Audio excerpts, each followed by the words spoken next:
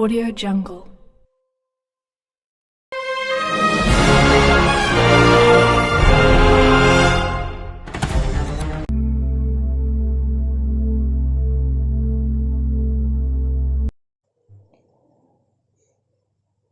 Assalamualaikum warahmatullahi wabarakatuh. My name is Muhammad Zaidi bin Razwan.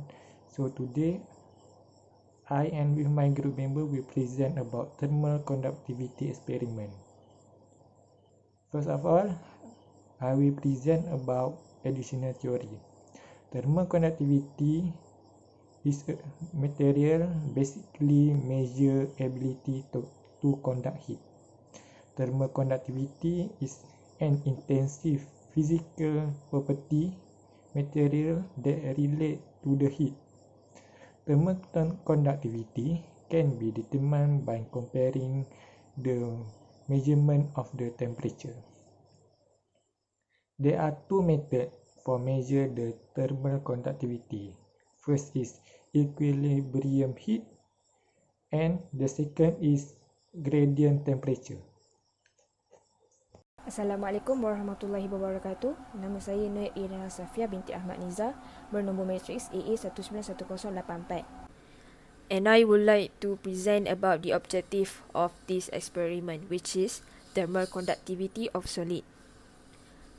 Okay, firstly, thermal conductivity is a molecular process that compromises an exchange of kinetic energy from one molecule to the next.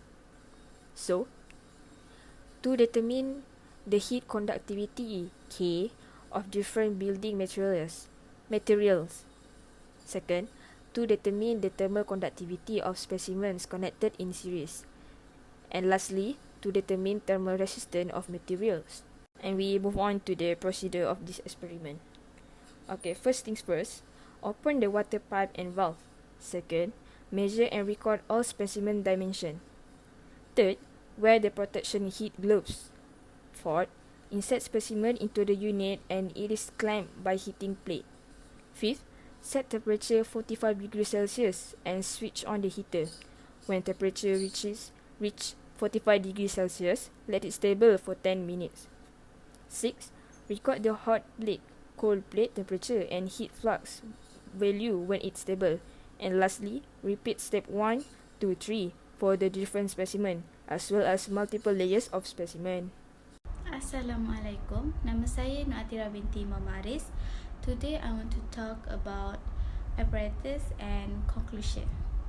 For the apparatus, thermal conductivity, they have cool plate, cooler, frame, heater, hot plate, pressing spindle, specimen. Assalamualaikum and my name is Murshid bin Musa and today I want to present about result.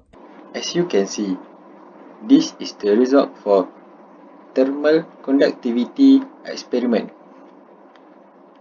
There are a few specimens that we test in this experiment that is nylon and Duratec, nylon and PVC, nylon and PMMA, and nylon in PVC and Duratec.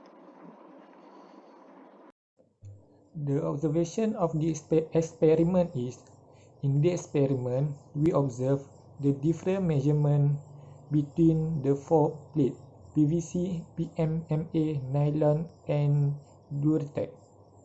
We observe when we are in the experiment, we notice that the hot of the three plates are same. It is 45 degrees Celsius except the Duratec 45.1 degrees Celsius. In the experiment, we can see Duratec have a highest temperature and the lowest temperature for the plate is PMMA. When we are running the experiment for the two plates, in one time, we are observe the combination of nylon and PMMA are same temperature, that is 45 degrees Celsius. For the conclusion, these tests demonstrate that they are widely used in our daily life whether at home or in the workplace. The experiment was a success because all of the objectives were met.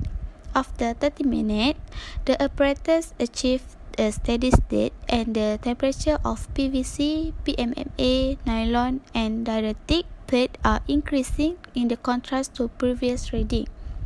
The highest thermal conductivity is found in PVC plate, followed by dielectric, nylon, and PMMA. The thermal conductivity of PMMA is the lowest. When a solid material is heated, the free electrons cross and transfer their kinetic energy, resulting in a chemical reaction.